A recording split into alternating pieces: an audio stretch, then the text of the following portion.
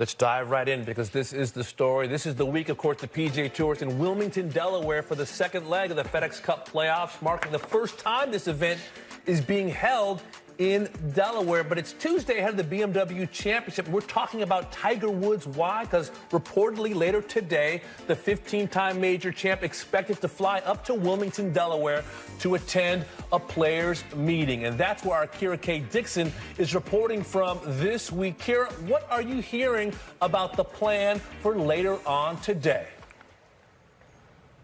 Well, Damon, there's, of course, going to be a golf tournament played here this week, but with so many of the top players in the world coalescing in Delaware, it's also an opportunity to take care of some housekeeping matters. Now, there will be two separate meetings today, one at 3 p.m. for the Players Advisory Council. I'm told that this meeting is just to go through some standard procedure matters for the PGA Tour. New members of the Player Advisory Council like Max Homa and Keith Mitchell will be in attendance at that meeting. And then later this evening, I've not been given a specific time, just this evening, there will be a meeting that's limited to a smaller group of players. A player did confirm to me that Tiger Woods will be in attendance and that this is a conversation that's a continuation of something that started at Adair Manor in Ireland at the J.P. McManus Pro-Am ahead of the Open Championship, and that the goal of today's meeting is to continue discussing ideas for the betterment of the future of the PGA Tour. Kira K. Dixon reporting for us in Delaware today. And the big news, Tiger Woods flying up to Wilmington on a Tuesday ahead of a tournament that he's not playing in. Eamon, is this a show of strength by Tiger Woods and the PGA Tour, or is this a panic move in your mind? I'm not convinced it's either. I don't think it's a panic move. There are some players. There's a certain camp on the PGA Tour of players who are prone to fretfulness, and they hear all these rumours about a Cam Smith jumping, or this idea that there could be a flood of guys who leave after the FedEx Cup playoffs. There's no evidence that that's actually coming at this point. Perhaps there's some evidence on the Cam Smith stuff, but there's no evidence of an absolute deluge of guys heading out the door. And the lawsuit victory in the PGA Tour's favour last week will probably stem that flow a little bit when these guys can't actually play both. But I think it's not necessarily a show of strength either. It's a show of interest from Tiger. And to Kira's point about this conversation having started at the J.P. McManus Pro-Am, that was a very, very select group of players who were there, including some live guys actually who played the Pro-Am. But the PGA Tour loyalists, you're talking about the elite top 10, top 15 in the world.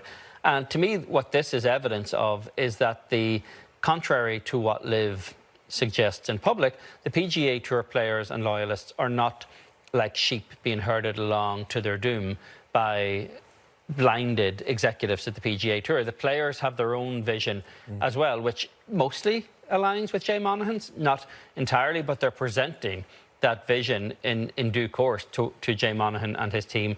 This is what needs to happen for the PGA Tour to thrive going forward based on what we want to see and what we think is necessary. And I've been told by people at the tour that Monahan seems receptive to many of the ideas, that if they are acceptable and feasible, that these ideas could be acted upon pretty quickly. So to me, it's these guys presenting a vision, and the two guys who are most closely associated with that are Tiger Woods and Rory McIlroy. And you know that this is not really an old, or this is not like a new issue or battle that the PGA Tour membership has dealt with.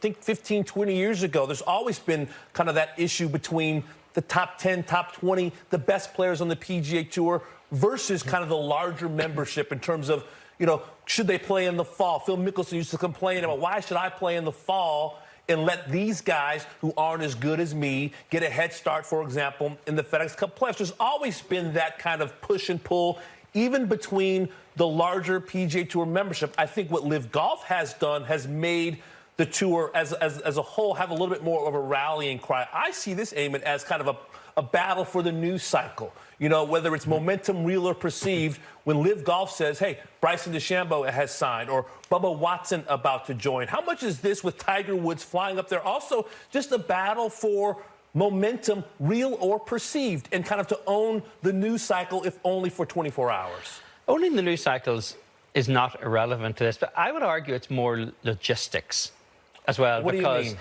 You have the top 70 guys on the PGA Tour in the field this week. Some of the top guys aren't going to be working next week in East Lake. They might not make it through the bubble. After that, they're going to scatter to the winds for months, as these guys typically do. So I think it's an opportunistic scheduling to get a bunch of guys together. Tiger's the only one who has to fly in for this meeting. I think Tiger is very much in Jay Monahan's camp. The idea that's been floated out there that Jay Monahan's job is in some jeopardy, I don't think is backed up with any evidence or sentiment on the PGA Tour at all. He's got the firm backing of Tiger Woods. He's got the firm backing of Rory McIlroy. He's got the backing of Justin Thomas, Will Zalatoris. All of those guys are very much in the Monahan camp, and they are perceived as working with him to present this vision to the broader membership of what they want. It's clearly going to be influenced by the top players in the world because they are the assets here. That's what LIV wants to kind of lure away with guaranteed money, and guaranteed money may be the solution that they're going to go for. And I think it goes beyond the traditional conflict that we see between the upper echelon of the PGA Tour and the middle and lower ranks of the Tour, because this one calls into question the very business model of the Tour, in the sense that can you create some kind of new mechanism for some tournaments? Is there guaranteed money? Can you contract the talent in some way? Does it have to operate under the non-profit umbrella that it has been before? And the Tour has already signalled some interest in working outside of that, because the 3 overseas big money events that they've been talking about having at the end of next year could possibly be held under a for-profit enterprise that is not necessarily just simply a regular PGA Tour event. So that's the direction I think this conversation ultimately moves. It's a cultural shift and it's a structural shift for how the PGA Tour operates, and that's the road that the Tiger Woods and the Rory McIlroys are trying to nudge this down to try to combat LIV. And a shift for Tiger Woods, who at the height of his power, very much kind of walking a very safe line and not really, at least publicly, taking sides in any real, social issue, for example. He obviously did his work with the foundation, Tiger Woods Foundation, and STEM education for young kids that are kind of from the Southern California area. Are you surprised that at this point in his career, like, what does he have to gain at this point by flying up to Delaware? It's what he has to lose. And Tiger has set the standard for the PGA Tour, regardless of the fact that he's, tied with Sam Snead on the records list. Tiger's list is impregnable. Sam's has a lot of questions about it. Tiger is the standard on the PGA Tour, and being told that somehow all of those wins don't really count for anything, that they can be replicated by this kind of circus golf that we see on the LIV Tour right now. I think that has got Tiger's dander up, and he's ready for the fight for this kind of traditional idea of what he regards to be the kind of golf that matters. And the specter of Greg Norman on the other side as the CEO of LIV Golf has to also have his antenna up as well. It certainly does. Do you miss the days when we actually used to talk just about golf, Dave? Yeah, when were those days? Well, we can do it now.